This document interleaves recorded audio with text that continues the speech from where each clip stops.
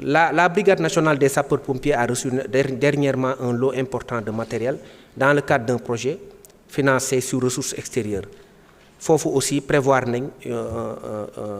un renforcement de la présence des sapeurs-pompiers justement à Diourbel.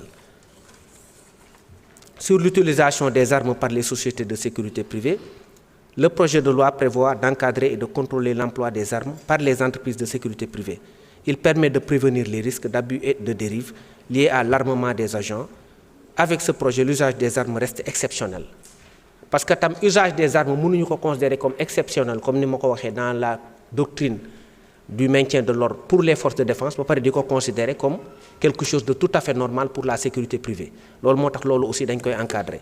Quand tu as une arme, tu as une autorisation de port d'armes après une formation aguerrie en la matière, nous devons une arme.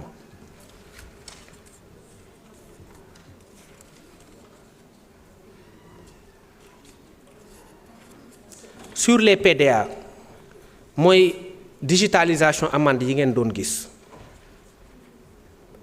C'est un projet du ministre des Finances et du Budget. Sànq rek maa ngi ko doon wax ci feneen fi nga xamante ni du woon fii PDA yi dafa am solo parce que ça permet de lutter contre la corruption routière et ça évite un contact direct entre l'agent et le contrevenant mooy ki def contravention su boobaa moom day fay directement mu dugg ci compte trésor bi.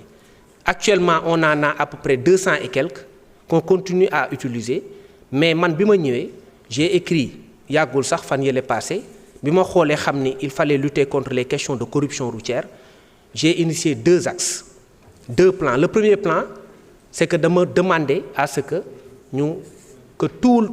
toutes les unités qui sont dans la circulation soient dotées de bodycam.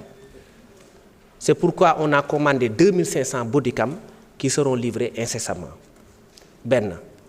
Deuxièmement, les PDA, caméras piétonnes, que ce soit la police ou la gendarmerie, en seront également dotés. Képp ki nga xamante ne day nekk ci circulation bind naa ministre des Finances wax ko parce que loolu aussi ça permet de renflouer les caisses de l'État à travers un système de perception de l'amende qui est transparent.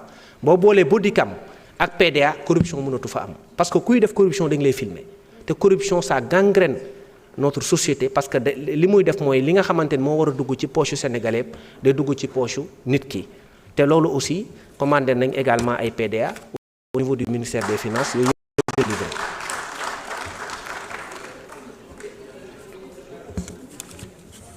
leneen li ma bëgg a compléter parce que ngeen baal ma àq ci ñi nga xamante ni peut-être yenn questions yi répondre uñ ci après dinañ ci ñëwaat bu leen ne vous gênez pas aussi comme ni ma leen wax rek boo leen amee temps ngeen ñëw bureau ñu waxtaan ci wala ngeen bind ma après yenn questions yi ñu purger ko. Honorable député Abdou Mbow, vous avez fait le parallèle entre l'affaire Bassirou Faye et l'affaire de l'étudiant qui est décédé, Abdoulaye Ba. Le parallèle n'est pas pertinent. La comparaison n'est pas raison justement en pareille occurrence parce que l'étudiant Bassirou Faye était décédé à la suite d'un coup qui a été administré à l'aide d'une arme à feu. Nous, dans notre doctrine du maintien de l'ordre, on interdit l'usage d'armes à feu. Il a été atteint par arme à feu. Il n'y a jamais eu de mesures conservatoires ensuite, comme c'est le cas ici. L'enquête a traîné. Il y a eu beaucoup de temps pour appréhender un auteur, après un deuxième, après un troisième. C'était beaucoup de cacophonie. C'est pourquoi à l'époque, moi, en tant qu'avocat de l'adjudant Tombo Wali, j'avais demandé à ce que la police soit dessaisie au profit de la gendarmerie. Mais il arrive parfois que la police fasse des enquêtes pour des policiers impliqués et que la gendarmerie en fasse autant également pour des gendarmes impliqués. Ce n'est pas forcément une garantie de dysfonctionnement de l'enquête. Mais à l'époque, j'ai estimé qu'avec les cacophonies qui étaient liées à la procédure, il fallait confier l'affaire à la gendarmerie. Je l'ai dit, j'ai parlé de distanciation critique entre les faits et les enquêteurs. Et ça, à l'époque, c'était effectivement dans un contexte où il fallait dessaisir la police parce que justement, il y avait beaucoup de cacophonie au début de l'enquête. Donc c'était juste ça, mais les contextes ne sont pas